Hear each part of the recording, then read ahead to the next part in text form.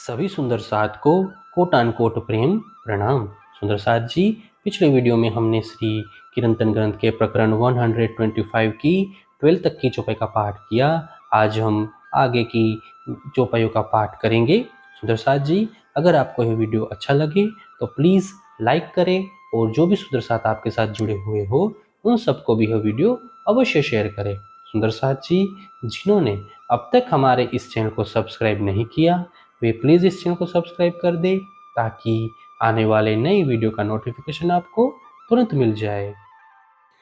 वेद वैराट बने कोहेड़ा फरे छे अवला फेर प्रगट कहे मुख पाधरू पण तोहे न जाए अंधेर। वेदों का कर्मकांड और इस विराट जगत का व्यवहार ये दोनों ही भ्रांतिपूर्ण होने से कुहर के समान है। उनमें फंसकर लोग जन्म मरण के चक्र में घूमते रहते हैं। वेदों में स्पष्ट कहा है कि परमात्मा इस संसार में नहीं है, तथापि अज्ञानता के अंधकार दूर नहीं हो सका।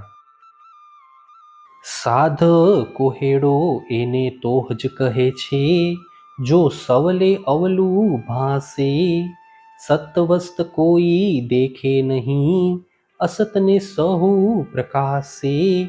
साधु संत इस संसार को पहली अथवा कुहर के समान उलझनपूर्ण इसीलिए कहते हैं कि यहाँ सीधी बात तो भी उल्टी दृष्टिगोचर होती है।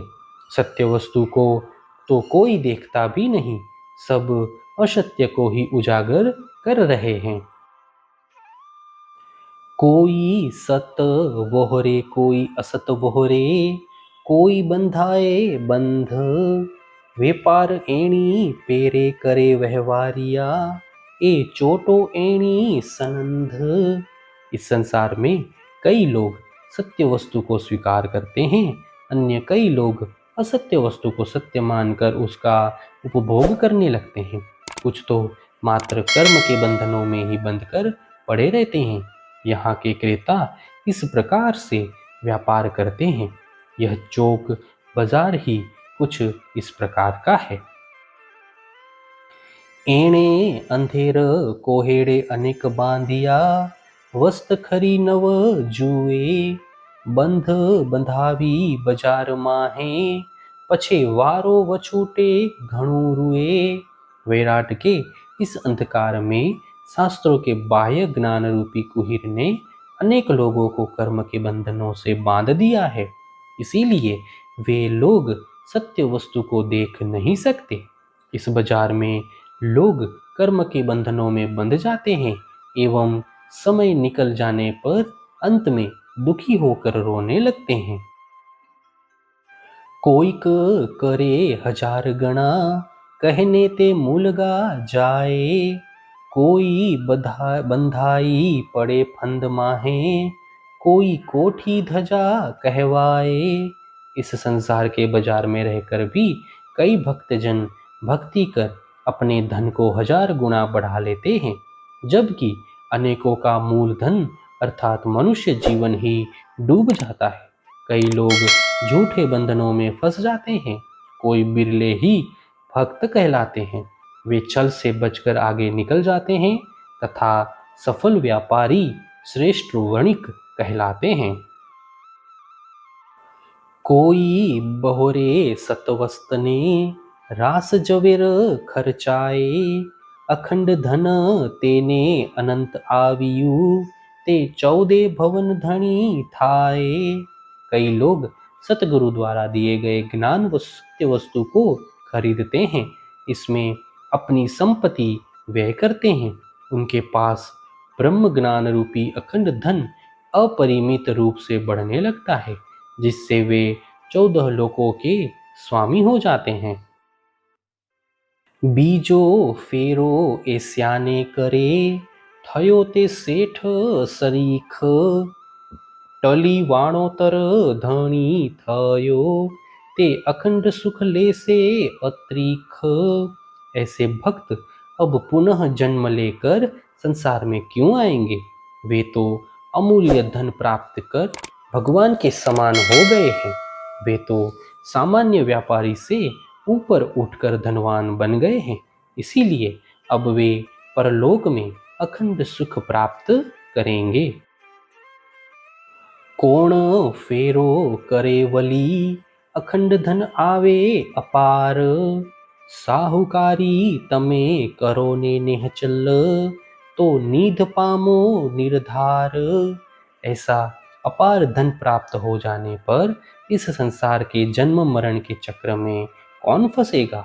इसीलिए तुम अखंड धन का व्यापार करो, तब तुम भी निश्चय ही वह धन प्राप्त कर पाओगे। खोटा साटे साचू जड़े छे, एवी मली छे बजार, लाभो अलेखे आ फेरा तणो, जो राखी सको व्यवहार। इस संसार में ऐसी व्यवस्था की गई है कि यहाँ पर नश्वर वस्तुओं के बदले में सत्य वस्तु प्राप्त होती है। ऐसा बाजार तुम्हें मिला है। यदि तुम अच्छा व्यवहार रख सको तो इस जीवन में तुम्हें अपार लाभ प्राप्त हो सकता है। आ फेरो छे एणी सनंदनो, जो कोई हृदय विचारो, साधो साहुकारो कहूँ छु पुकारी, तमे जीती अखंड कहारो। यदि कोई हृदय से विचार करे तो ज्ञात होगा कि विषय कि मनुष्य जीवन सत्य ज्ञान प्राप्ति का अमूल्य अवसर है। इसीलिए हे साधु महात्माओं, मैं तुम्हें पुकार कर कहता हूँ कि जीती हुई बाजी को क्यों व्यर्थ गवा रहे हो। आ भोमनी गत सुनो रे साधो, प्रगट कहूँ छु प्रकाशी, आंखे देखी आप बंधाए, पछे खाए सहु जम फांसी। हे साधु जन, इस संसार की विगत को सुनो, उसे मैं आपके समक्ष प्रकट कर रहा। यहाँ पर तो अपनी आंखों से स्पष्ट देखते हुए भी लोग स्वयं बंध जाते हैं तथा तत्पश्चात कर्मानुसार यमराज का दंड भोगते हैं। हे सुंदर साथ जी, इसी के साथ श्री किरंतन ग्रंथ के प्रकरण 125 की 23 तक की चौपाई का पाठ पूर्ण हुआ। आगे की चौपाई का पाठ हम नेक्स्ट वीडियो में करेंगे। सुंदर साथ जी, अगर आपको यह वीडियो अच्छा लगा तो प्लीज़ लाइक, शेयर और सब्सक्राइब अवश्य कर दें। प्रणाम जी।